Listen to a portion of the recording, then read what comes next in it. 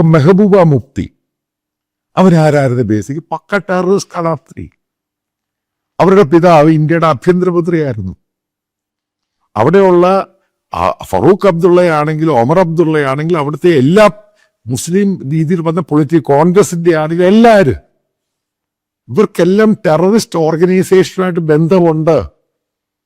ഇതെനിക്ക് നേരിട്ടറിയാവുന്ന വസ്തുതയാണ്. അവർ തന്നെയാണ് ഞാൻ അവിടെ പോയി കഴിഞ്ഞപ്പോൾ ടെറർ ഓർഗനൈസേഷനിൽ ആരെ പോയി കാണണമെന്നൊക്കെ പറഞ്ഞു തരുന്നേ.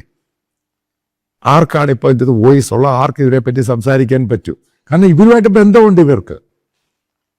ഇപ്പം ഇപ്പോഴത്തെ അങ്ങനെയുള്ള സാഹചര്യത്തിൽ, അതായത് കോർട്ട് എന്ന് പറയുന്ന പല കാര്യങ്ങളും അവിടുത്തെ എലക്ഷൻ ആണെങ്കിലും മറ്റുള്ള കാര്യങ്ങളിലും ഇന്ത്യയുടെ ജനാധിപത്യ സ്വഭാവത്തിന് മുകളിൽ കയറി ഇടപെടാൻ ശ്രമിക്കുന്നത് അത് ഇന്ത്യൻ ജനാധിപത്യത്തിന് ഭീഷണിയാണ്. ഈ കോർട്ടിൻ്റെ അകത്തെ കൊളീജിയം സിസ്റ്റം മാറ്റണമെന്നും പറഞ്ഞ് ഗവൺമെന്റ് ശ്രമിച്ചു കഴിയുമ്പോൾ കോർട്ട് എന്നത് മാറ്റാത്തേ. ജനാധിപത്യ രീതിയിൽ പോകട്ടെ. ഈ വേണ്ടാത്ത കാര്യങ്ങളിലൊക്കെ ഇതിനവർ ഇടപെടുന്നേ. കാശ്മീരെ ശരിക്കും ന്യൂട്രലൈസ് ചെയ്ത് അവിടെ ജനങ്ങൾക്ക് സീറോ ടോളറൻസ്, അതായത് ടെററിസ്റ്റുമായിട്ട് ബന്ധമില്ലാത്ത രീതിയിലാകുവാൻ വേണ്ടി മിനിമം 15-20 വർഷം എടുക്കും. അപ്പൊ അവിടെ ആവശ്യമെന്ന് പറയുന്നത് ജനാധിപത്യത്തിൽ എലക്ട് ചെയ്ത് മുസ്ലിം ഭൂരിപക്ഷ പ്രദേശമായ കാശ്മീരുകൾ അവിടെ ഭരണത്തിൽ വന്നാൽ ടെററിസം എക്സിസ്റ്റ് ചെയ്യും.